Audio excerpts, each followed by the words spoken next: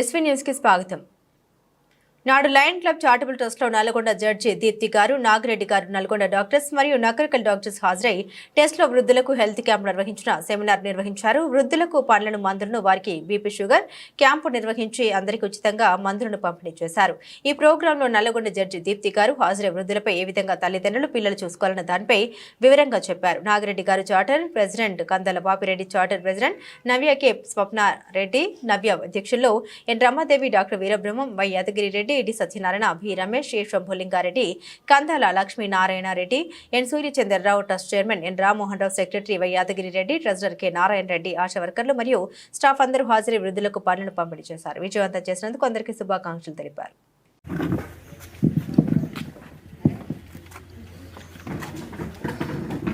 సభకు నమస్కారం.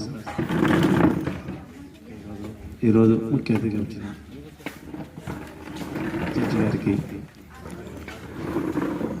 ముఖ్య అతిథిగా ఈరోజు మన డాక్టర్ వీరబ్రహ్మ గారికి, చార్టర్ ప్రెసిడెంట్ బాబురెడ్డి గారికి, సెక్రటరీ యాదగిరెడ్డి గారికి, నవ్య క్లబ్ ప్రెసిడెంట్ రమాదేవి గారికి, నవ్య క్లబ్ చార్టర్ ప్రెసిడెంట్ గంధాల స్వప్నారెడ్డి గారికి, లయన్స్ మిత్రులందరికీ, ఈరోజు హెల్త్ క్యాంప్కి వచ్చిన నల్గొండ నుండి వచ్చిన డాక్టర్స్కి మరియు నకరికల్ వారికి కూడా ప్రత్యేకంగా ధన్యవాదాలు చెప్తూ, మేము ఇప్పటి వరకు నకరికల్లో ఈ వృద్ధాశ్రమాన్ని నడుపుతున్నాం. మేడం గారు 15 మంది వృద్ధులని వారికి మా సొంత తల్లిదండ్రుల మాదిరిగా చూసుకుంటా ఇక్కడ వాళ్ళని మెయింటైన్ చేస్తున్నాము. ప్రతి రూముకు 2 పెట్టడం జరిగింది. అదేవిధంగా బిల్డింగ్ను కూడా మేము లయన్స్ క్లబ్ ద్వారానే నిర్వహిస్తున్నాము. మామూలుగా వారి దగ్గర నార్మల్ ప్రజలు తీసుకుంటా మెయింటైన్ చేస్తున్నాము. అదేవిధంగా పైన సోలార్ పెట్టడానికి కూడా తిప్పేయడం జరిగింది. ఇప్పటి వరకు అయితే మేము మా క్లబ్ని, ఈ వృద్ధాశ్రమాన్ని నడిపిస్తున్నాము. మీరు కూడా నకరికల్ పిఎస్ వారికి కూడా ఇన్ఫర్మేషన్ ఇచ్చి ప్రతి 15 రోజులకు ఒకసారి, ఆ రోజు కూడా చెప్పడం జరిగింది మీకు, ఇది ఒకసారి వారిని కంపల్సరీ హెల్త్ క్యాంప్ వచ్చడానికి ప్రయత్నం చేయాల్సిందిగా కోరుతున్నాము. తర్వాత వృద్ధాప్య పింఛను కూడా పోస్ట్ ఆఫీస్ వాళ్ళకి ఎన్నిసార్లు మేము కోరిన వాళ్ళు ఇక్కడికి రావట్లేరు. ఎందుకంటే మేము నార్మల్గా చెప్తే వాళ్ళు వింటలేరు. మీరు ఒకసారి చాలా కొంచెం మన నాగిరెడ్డి గారితో చెప్పించే వారిని, ఎందుకంటే పింఛన్ మాత్రం వచ్చేటట్టు చేయవలసిందిగా కోరుతూ ముగిస్తున్నాం. నాగిరెడ్డి గారు మాట్లాడుతున్నాం. మహిళా శిశు వికలాంగుల వయోవృద్ధుల శాఖల్లో ఫీల్డ్ ఆఫీసర్గా పనిచేస్తున్నాం. మనకి యాక్చువల్గా మంచి చట్టం అనేది ఒకటి ఉంది. వయోవృద్ధులకు సంబంధించినటువంటి సీనియర్ సిటిజన్ యాక్ట్ ఏదైతే ఉందో 2007, ఇది ఈ మధ్యకాలంలో అమెండ్మెంట్ రూల్స్ కూడా చేయడం జరిగింది. దాంట్లో భాగంగా రాజ్యసభలో ఆమోదం పొందింది, కానీ ఇంకా లోక్సభలో ఇంకా పెండింగ్లో ఉంది. దీంట్లో ప్రధానంగా ఏంటంటే ఎవిక్షన్ ఆర్డర్స్, అంటే ఎవరైనా తల్లిదండ్రులు మనకు పిల్లల మీద ఉన్న ప్రేమతో ఏం చేస్తారు, ఇక మనం సంపాదించేది వాళ్ళ కోసమే కదా మొత్తం ఇవ్వడము, ఇచ్చిన తర్వాత వాళ్ళు ఏదో చూసుకుంటారని మనం ఆశతో ఉండడం, వాళ్ళు చూసుకోకపోవడం, ఆ ఎక్స్పెక్టేషన్స్ పిల్లల మీద ఉంటాయి. ప్రేమ కూడా వాళ్ళ మీదనే ఉంటుంది, ఆశ కూడా వాళ్ళ మీదనే ఉంటుంది.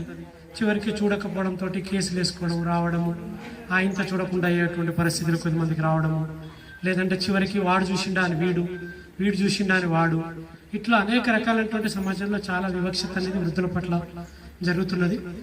2037 నాటికి ప్రపంచంలో అత్యంత వృద్ధుల సంఖ్య అటువంటి చైనాని మనం దాటేటువంటి అవకాశం అనేది ఉంది.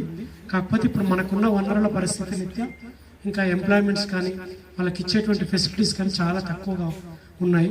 మనకు యునెస్కో లెక్కలు చెప్తున్నటువంటి ప్రకారం ఏంటంటే ఇప్పటి వరకు మనం ఇండియాలో టాపెస్ట్ యంగ్ కంట్రీ మనం భారతదేశంలో ఉన్నాము.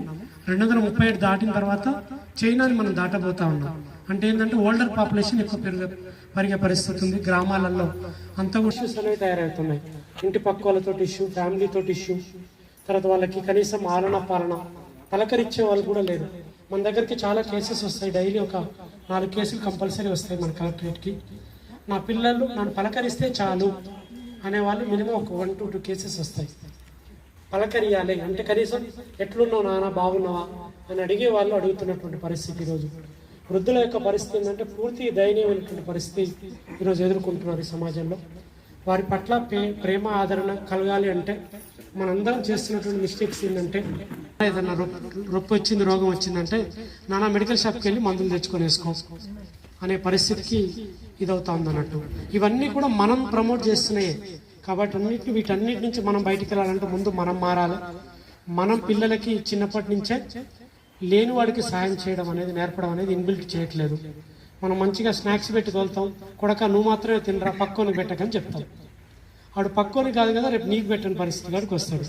నీకు పెట్టని కాడికి వచ్చేసరికి అప్పుడు మనకు అర్థమవుతుంది, అరే మనం ఏం తప్పు చేసినామా అనేటువంటిది. కాబట్టి లేనోనికి సాయం చేయాలనేది మనం నేర్పట్లేదు అసలు మన కుటుంబాల నుంచే. ఆ ఒరవడిని మనం తీసుకురావాలి. తీసుకొచ్చి ఈ రోజు మనం ప్రయత్నం చేయకుండా లాస్ట్ రోజు గాలిలో దీపం పెట్టి దేవుడా దేవుడా అంటే ఇక అది దేవుడి మీదనే భారం అవుతుంది తప్ప మనల్ని చూసేటువంటి పరిస్థితులు రావట్లేవు. కాబట్టి దయచేసి మీరు అందరూ కూడా ముందు మనం మారాలి. సమాజానికి చెప్పే బదులు మా ఇంట్లో ఫంక్షన్ లేదని అయితే మాత్రం నేను మా పిల్లలకి ఖచ్చితంగా నేను లేనోనికి సాయం చేయడం. అది 1000 రూపాయలల్లో నా వల్ల బడ్జెట్ 1000 రూపాయలు అయిందనుకో, ఒక 10 డజన్ల ఫ్రూట్స్ కొని ఒక ఆశ్రమంలో ఇస్తాను. లేదు నాకు ఇలా 5000 బడ్జెట్ ఉంది, 5000లోనే నేను కొనిచ్చి వాళ్ళకి ఏదన్నా ఒక ఆశ్రమంలో వాళ్ళ చేత పండ్లో అన్నం చేయించి ఇవ్వడము, ఏదో ఒకటి చేయడం అనేది పిల్లల చేత వాళ్ళకి ఆ అన్నం ఇవ్వడం కానీ ఆ ఫ్రూట్స్ చేతికి ఇవ్వడం కానీ చేస్తుంటే వాళ్ళు ఇప్పుడిప్పుడే నేను కూడా మా అమ్మ మా నాన్న చూసుకోవాలి అనేటువంటి ఒక సామాజిక స్పృహని మనం కలిగించిన వాళ్ళం అవుతుంది తప్ప ఎంతసేపు మాటలు చెప్పి అన్ని మనం కొనిచ్చి అన్ని అవసరాలు తీరిస్తే అనేటువంటిది. మనకున్నటువంటి కోవిడ్ తర్వాత హాస్పిటల్స్లో పరిస్థితులు అంతా మారిపోయినాయి. మానవ శైలి అంతా కూడా మారిపోయింది. ఈ బీపీ షుగర్లు కానీ ఇతరత్ర హెల్త్ ఇష్యూస్ కానీ ఎక్కువ అవ్వడము, సైకాట్రిక్ ఇష్యూస్ ఎక్కువ అవ్వడము, జనాలంతా బయటికి రావడము, ఇవంతా ఇష్యూస్ రీత్యా హాస్పిటాలిటీ మీద బాగా బర్డెనింగ్ అనేది ఉంది. ఎవరైతే హాస్పిటల్లో పనిచేస్తారో వాళ్ళ మీద పూర్తిమైనటువంటి గురుతరమైనటువంటి బాధ్యతలు అనేవి ఉన్నాయి.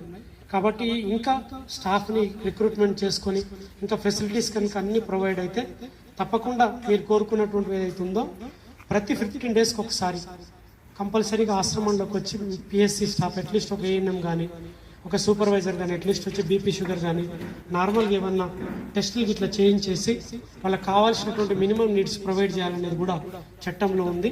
దానికి అనుగుణంగా ఆదేశాలు అనేది ఇవ్వడం జరుగుతుంది. భవిష్యత్తులో ఇలాంటివన్నీ కూడా ఇంకా మెరుగైన సేవలు అందించడం కోసం ప్రభుత్వం నుంచి మేము కూడా డెఫినెట్గా డిస్ట్రిక్ట్ కలెక్టర్ గారి ఆధ్వర్యంలో ఒక లెటర్ పెట్టి అన్ని ఆశ్రమాలకి అట్లీస్ట్ 1 మంత్కి ఒక్కసారన్నా ర్యాండమ్గా అన్ని టెస్టులు చేయగలిగేటువంటి ఫెసిలిటీస్